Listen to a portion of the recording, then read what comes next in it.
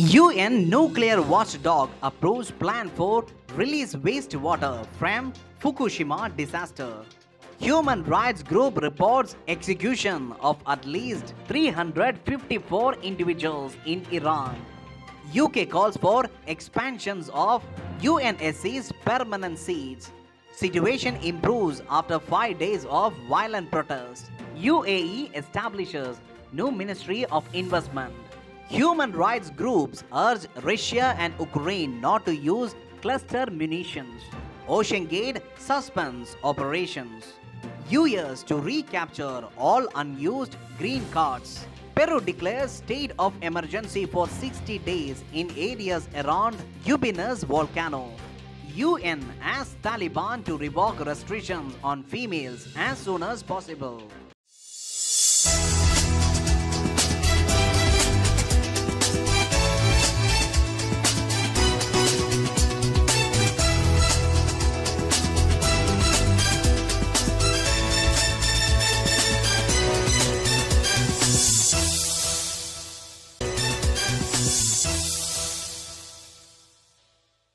A UN nuclear watchdog has approved plans by Japan to release wastewater from the tsunami-wrecked Fukushima nuclear plant into the sea. The International Atomic Energy Agency said the release complies with international standards and will have a negligible impact on the environment.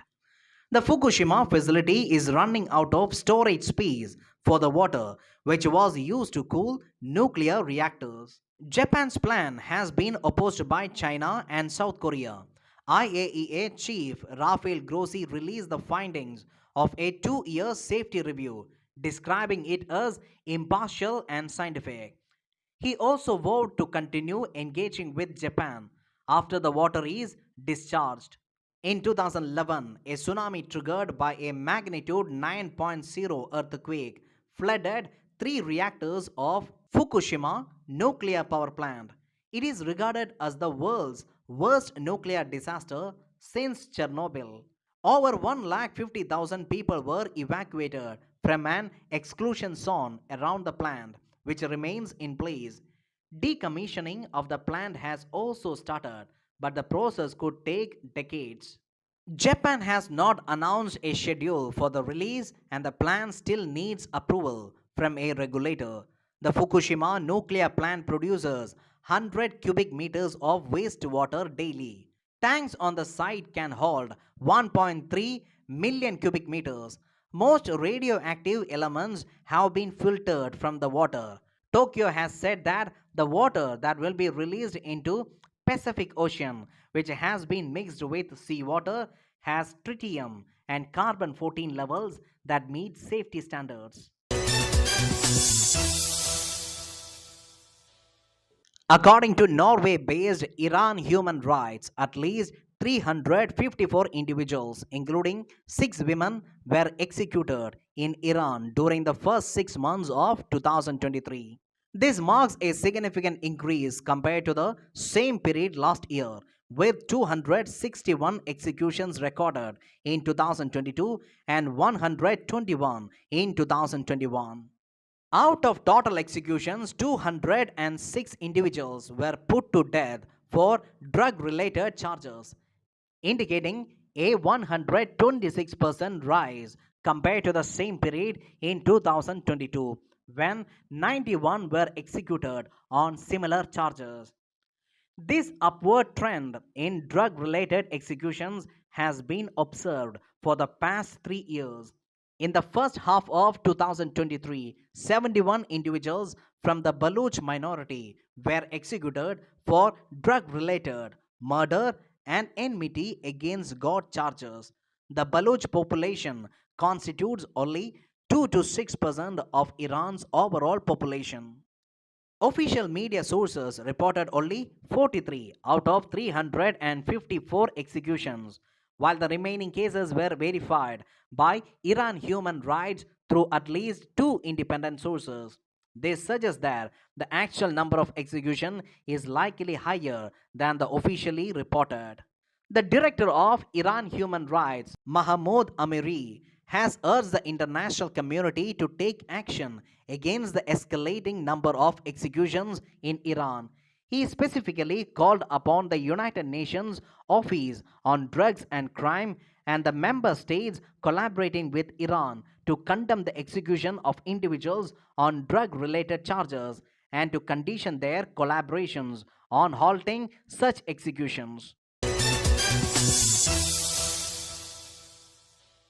The UK has called for the expansion of UN Security Council's permanent seats to include India, Brazil, Germany, and Japan, as well as African representation.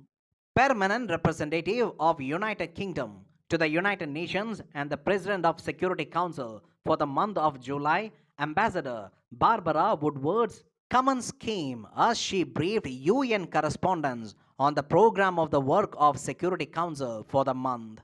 On reform of UN Security Council, she said UK wants to see the expansion of the Council's permanent seats to include India, Brazil, Germany, and Japan and African representation. Woodward referred to remarks by British Foreign Secretary James Cleverly last week in which he announced the UK's ambition to drive forward reform of the multilateral system. Woodward said the UK's presidency of the Security Council in July marks the first step in that process.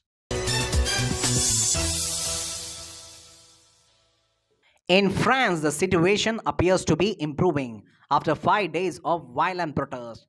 The violence erupted after the shooting of a teenager during a police traffic stop.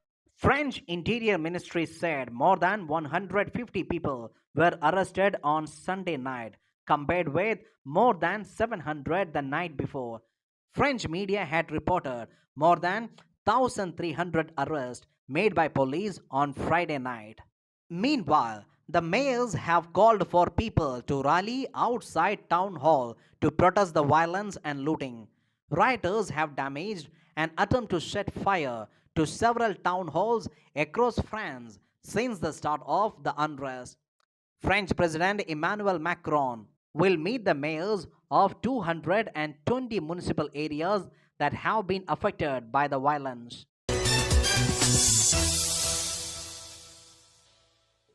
The United Arab Emirates has announced the establishment of a new Ministry of Investment aimed at developing the investment vision of the country and enhancing its competitiveness in the global market.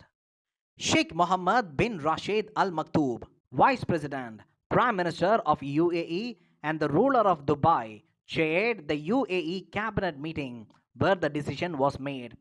Under the directives of the President Sheikh Mohammed bin Zayed Al Nahyan, the UAE cabinet approved the establishment of the Ministry of Investment and appointed Mohammed Hassan Al Suwaidi as the minister. The ministry's main responsibilities will include proposing investment policies, preparing strategies and legislation, and implementing national programs to promote the investment environment and enhance its competitiveness.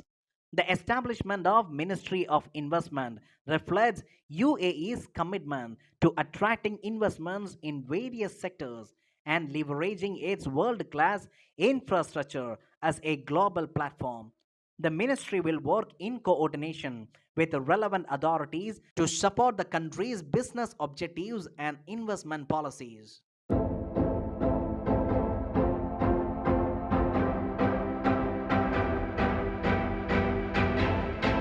On 6 July 1885, Louis Pasteur gave the first successful anti-rabies inoculation to a boy who has been bitten by an infected dog. On 2 July 1964, President Lyndon B. Johnson signed the Civil Rights Act of 1964, prohibiting the discrimination on the basis of race in public accommodations, publicly owned or operated facility, employment and union membership, and in voter registration. The act allowed for cutoff of federal funds in places where discrimination remained. Human rights groups urged Russia and Ukraine not to use cluster munitions and asked the US not to supply them to Kiev. In a statement, the Office of United Nations High Commissioner for Human Rights once again called on both countries not to use the controversial weapons, cluster munitions, as they pose an immense danger to civilians. Earlier, the US confirmed the decision to provide Kyiv with the controversial weapons as a part of a new military aid package. US National Security Advisor Jake Sullivan said that the decision follows months of debate within the Biden administration about whether to provide Kyiv with the controversial weapons banned by over 100 countries, including key US allies. Ukraine has been asking for weapons for months amid an ammunition shortage.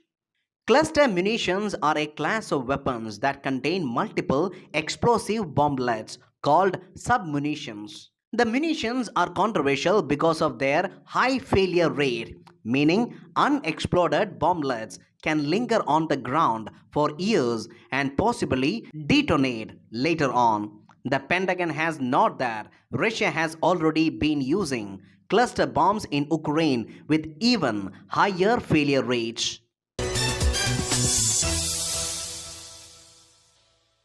The company that owned a submersible that fatally imploded on its way to explore the wreck of the Titanic ship has said that it has suspended the operations.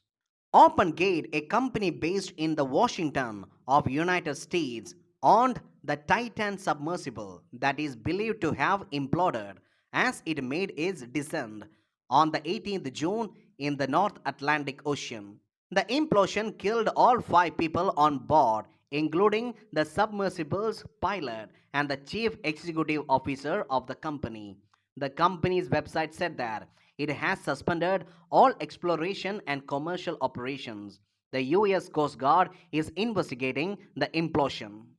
The Ocean Guard in its statement said Ocean Gate is based in US and Ocean Gate Expeditions, a related company that led Titan's dives into the Titanic, is registered in Bahamas. It said the Titan submersible itself was not a US flagged vessel and was never certified or certificated by US Coast Guard. A member of US President's Advisory Commission on Asian Americans, Native Hawaiian, and Pacific Islanders has recommended recapture of all unused green cards for family and employment categories since 1992. The move could benefit thousands of Indian Americans waiting for their green cards. This includes the recapture of more than 230,000 unused employment based green cards from 1992 to 2022 and processing a portion of these every fiscal year in addition to the annual limit of 140,000 for this category. Indian American Ajay Bhutoria said in his set of recommendations submitted before the Commission on Thursday. Recapture unused green cards and prevent future green card waste aims to address bureaucratic delays in the green card application process and provide relief to individuals waiting in backlogs, he said. The President's Advisory Commission on Asian Americans, Native Hawaiians, and Pacific Islanders is now voting to approve draft recommendations for submission and full Commission approved recapture of unused green card visas. Peru declared a state of emergency for 60 days in areas around Yubinas volcano. According to Geophysical Institute of Peru, the volcano has been spewing gas and ash since earlier this week. The smoke cloud has traveled over towns that are 10 kilometers away from the volcano, according to the institute. Some 2,000 people live in that affected areas. The zone is a part of Ring of Fire along the edges of Pacific Ocean, known for volcanic activity and earthquakes. Yubinas is in a region that lies 1,200 kilometers east-west of the capital city Lima and is country's most active volcano.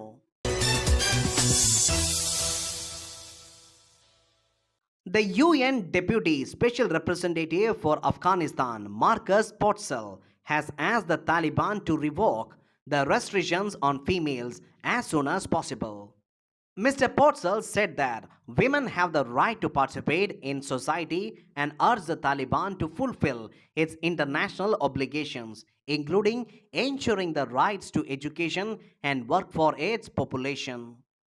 Meanwhile, earlier, the Taliban has said that the issue of women in Afghanistan is one of the country's internal issues and that other institutions and countries should not interfere.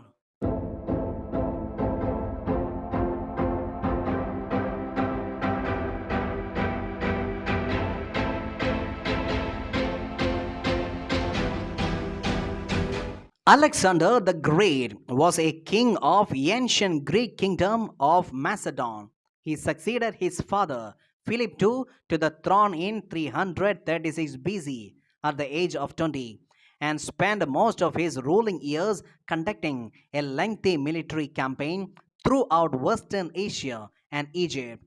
By the age of 30, he had created one of the largest empires in the history, stretching from Greece to northwestern India.